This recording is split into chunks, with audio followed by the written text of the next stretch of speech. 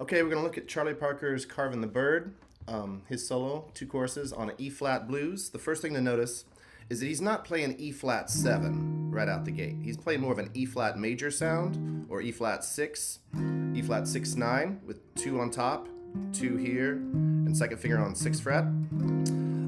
But they're going to save that dominant 7 for the last little bit of this first phrase of the blues. So you're going to play 1, 2, 3, 4, 2, 2, 3, 4, 3, 2, and then add the E flat 7. So that sort of saves that note for the very end, so it resolves to the A flat better. So if you're playing E flat major for 3 measures, and then you go to E flat 7, it has more of a pull to this, rather than just starting with E flat 7 and waiting for 4 measures to go to there.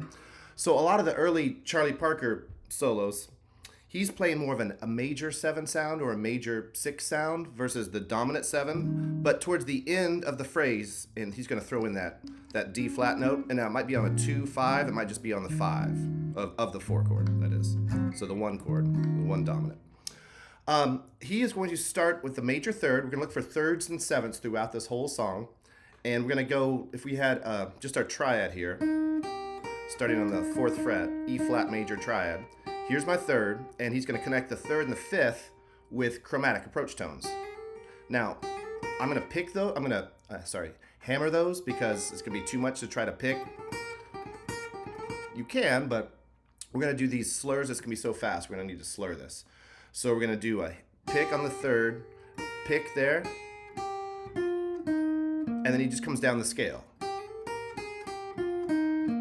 to the 5th degree right here, and he's going to jump from the root to the 5th, so... Scale, jump, and then he's going to start on the major 7 right here. So that's your E flat major 7 sound. And come down chromatic from that. And then into the 7th right there. Or maybe into the minor 7th to the dominant, then into the A flat. Jump. Now here's the major 7. There's a flat 9 in there. It's a really awkward note over here, but it's just a chromatic approach. And he's going to do that back into the E flat. So starting on the major 7, root, flat 9, 9, back chromatic to the root, and then jump back to the 5th, 6, and a flat 7 there. Right, whether he's on the minor 7th or the dominant. It gets there a little bit early, but still they've saved it to the end of the thing, into the phrase. So now we've got A flat 7. We're going to start on the 7th. And then there's the 3rd. Sorry. 1, 2, and 3, and 4. So it's on the 7th, and then there's a 13th in here, and the major 3rd of this A flat. Right. And now he's going back to E flat. It's, like I said, it's more of an E flat major 7 thing. So I'm gonna do this little E flat major 7 arpeggios, and like so many major 7 arpeggios, it starts on the major 7. Now I'm going to stack these 2 fingers right here and then get the 1st finger here. So I've got just a little triad here starting on the 7th. And you've got to do a up, down, down, down, up. Right. And we're going to sweep through that arpeggio, up, down, pushing through the strings, and then ending with an upstroke there on the major 7. That's E flat major 7 or C minor 9, synonymous. 1. And then chromatic into that. And that's one of the most common bebop licks there is doing a major 7 arpeggio from the 7 to the 7 and going chromatically into the 5th. So, and this is another big part of a jazz blues, is he's going to have 1 measure of E flat major 7, and then he's going to do a 3-6, which is basically a 2-5 to the 2-5, which will lead us back home to 1. So when he lands on that B flat, that's really the 3rd of G minor 7. Remember, 3s and 7s. And then right here, that's the 3rd of C7. It's kind of a 3-9-1-7, if you've heard me talk about that yet. So that's the 3rd, and then there's the G, and here's the 7th of the G minor 7th, which leads conveniently into this E. Now, you can't land on 1st finger here, because then you'd be sort of screwed to get to the next note. By the way, C7, let's look at a little C7 flat 9 arpeggio chord right here. And if you look at that C7 flat 9, so I've got the flat 9 here on the 2nd fret with my bar here. I replace the pinky back on here, so there's really a diminished chord in here, right? That's a diminished arpeggio. Now over the C7, that's the third, the fifth, the flat 7, and the flat 9. So if you were to do something like this, that would be a great lick for this.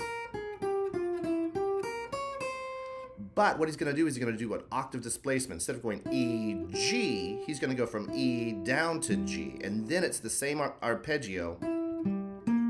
It's still a diminished arpeggio, but he's just displacing this octave. So instead of getting the G up here, he's going to get the G down here. And I'm going to pull that note from the flat 9 into the root of C.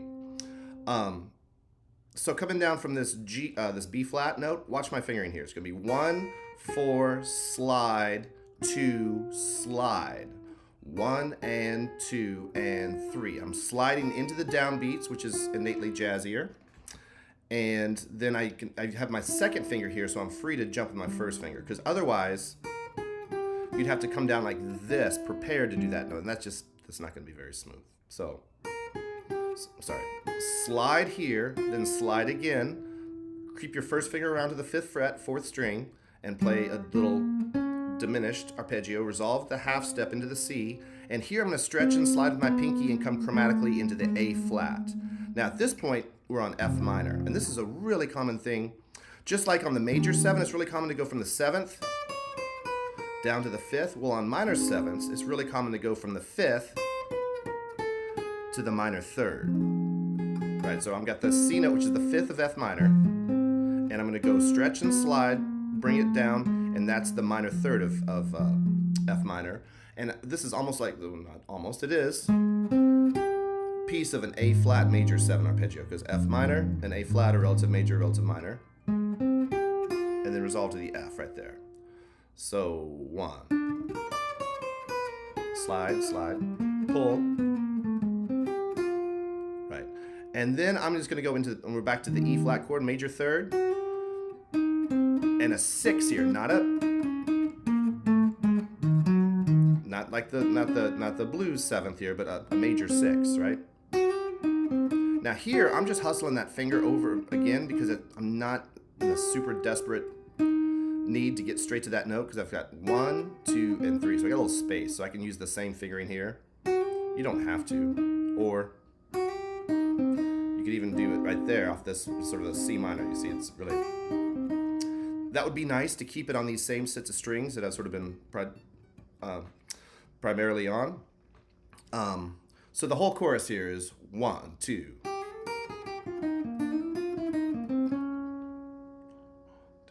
And then A flat, 3, 4, 1.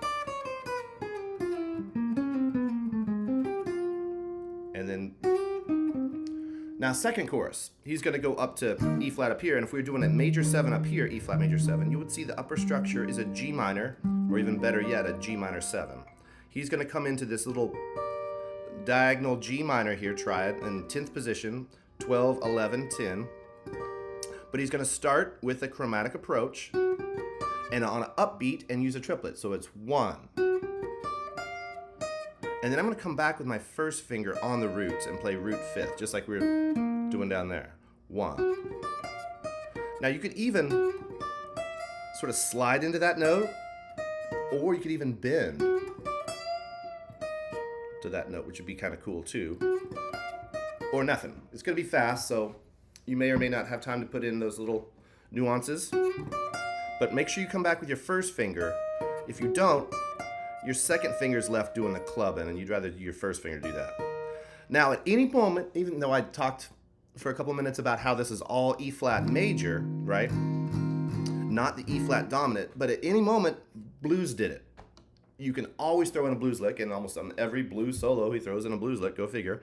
So here's my blues scale here, or a minor pentatonic rather. Right, this is 11, 9, 11, 9, 11, 8. And that's just an E flat blues scale.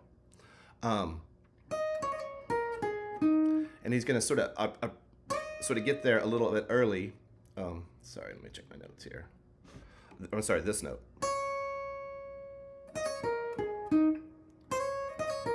And I'm going to hammer on that. I think I forgot to put a little note over that. That's gonna hammer on pull. But I'm gonna have to come back with my second finger here, because once again, I need my first finger free to do that. And then you could do this right above you, which is sort of out of the E flat. Or, and that's the way I think I got it written down. But I like to slide into that. I might change the transcription here. So that's more into sliding back into the E flat and E flat 7 there. Where if I stay down here, I could do that same lick here, which is going to keep me closer to the next way I'm going to play the lick.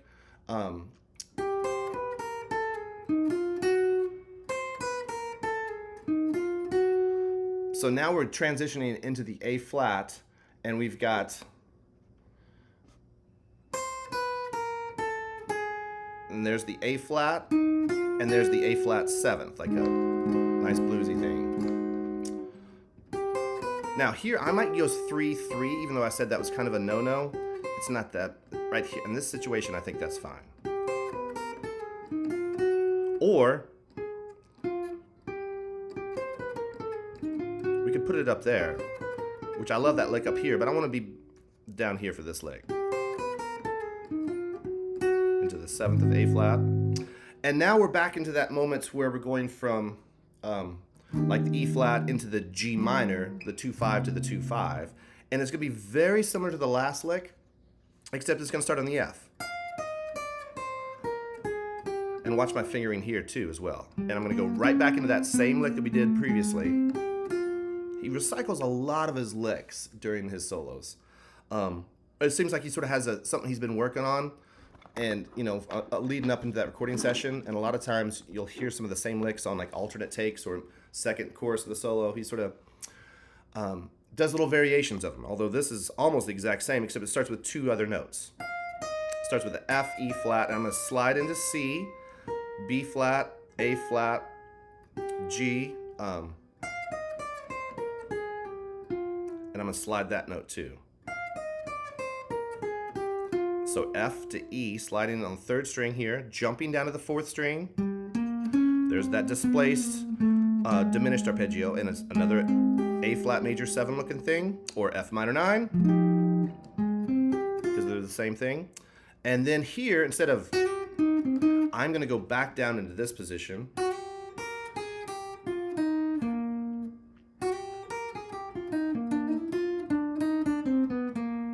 And it's going to be based off that first lick. He's going to close this out. Like I said, sometimes he comes back to these licks more than once. 1, 2, 3.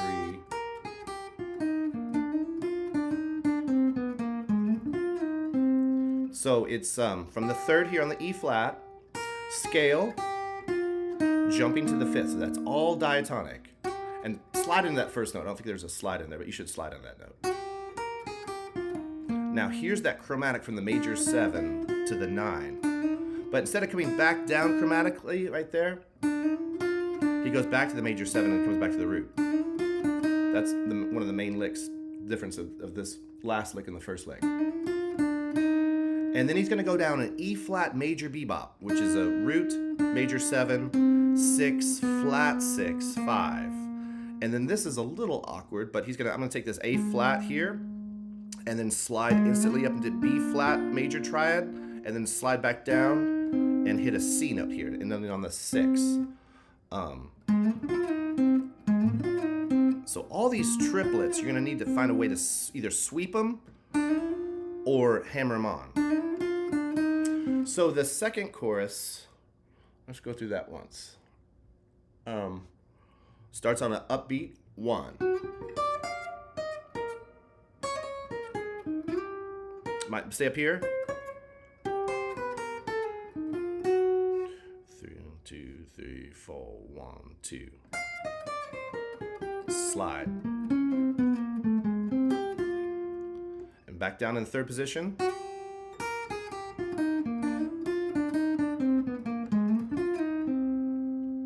Cool. Whole thing. Yeah, hang on. 1, 2.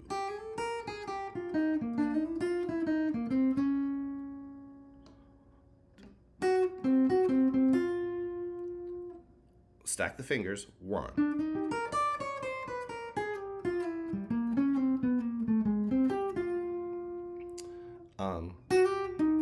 Or down here. Up into a 10th position temporarily, and then into 11th position, 1. Blues. And then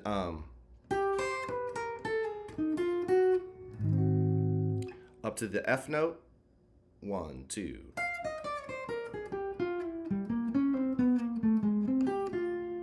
And then down here to 3rd position.